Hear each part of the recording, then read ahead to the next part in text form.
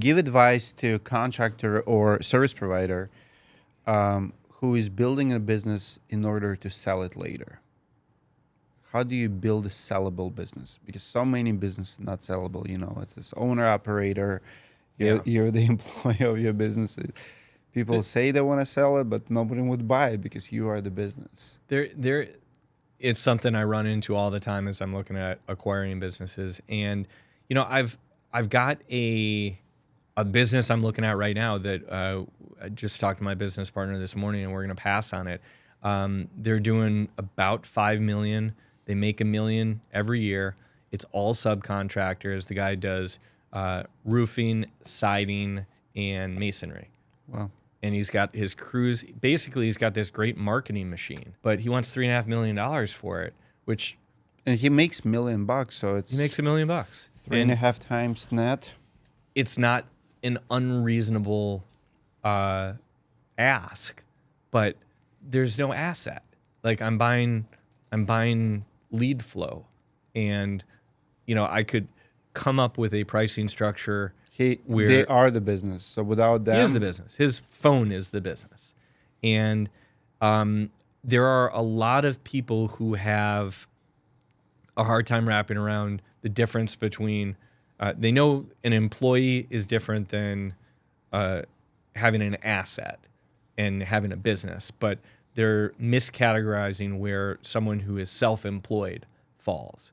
And self-employed is very different than having a team, having systems, and like you said, Chuck in his truck or the guy who is the business. They're self-employed. They don't have an asset because they are the business. So I would look at systems and people to operate the systems so that you're really buying a machine or selling a machine rather than, hey, I've got a bunch of lead flow.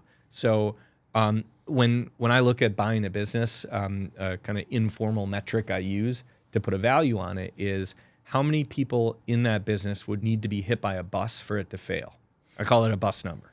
So if you have a high bus number, you've got layers of leadership and management and systems.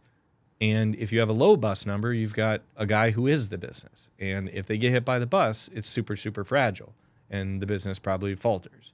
But if an owner can take himself out of operations and have a team that's high functioning, and they can just hold the team accountable to the results, you exit the owner and, well, shit, the team and the machine keeps running.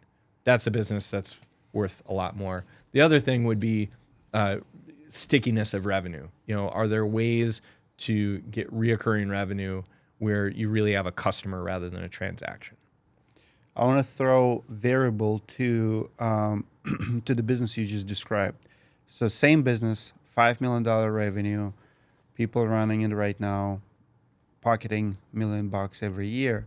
What if they spend $300,000 to hire 3 managers, $100K each per year? So now they still do $5 million, but more steady business that operates without the owners because you have 3 people in managing positions, making everyone's accountable. And even if the owners are not there, you as potential investors can still rely on 3 more people with the great salaries.